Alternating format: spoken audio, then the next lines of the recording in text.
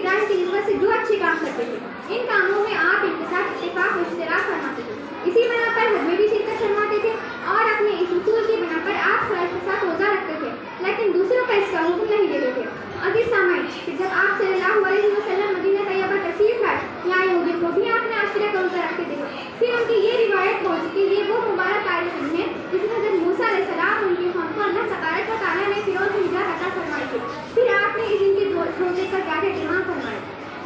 عزیز سامعین، تاریخ اعتبار سے اگر یوم عاشورہ کی طرف کی جائے تو مختلف تاریخ روایات اور کتب اس بات کی نشاندہی کرتے ہیں کہ دنیا کے بڑے اور عظیم واقعات یوم عاشورہ یعنی 10 محرم کا نام پر منعقد ہوئے. یوم عاشورہ کو ہی زمین و آسمان خلق حضرت آدم علیہ السلام کو پیدا کیا گیا. اسی دن حضرت آدم علیہ السلام کی توبہ قبول ہوئی. اسی دن حضرت ادریس علیہ السلام کو آسمان پر اٹھایا گیا.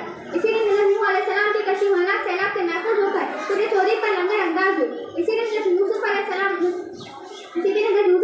کو قید خانے سے رہائی ملی اور مصر کی حکومت ملی. اسی دن حضرت موسیٰ علیہ السلام کی پیدائش ہوئی. اسی دن حضرت عیسیٰ علیہ السلام پر تورات نازل ہوئی. اتنا کہہ کر میں اپنی تقریر ایک شعر بیان کرنا چاہتی ہوں. کامل ہے جو ارجل سے وہ کمال تیرا، کامل ہے جو ارجل سے وہ کمال تیرا، باقی ہے جو ابد تک وہ جلال تیرا. اللہ حافظ.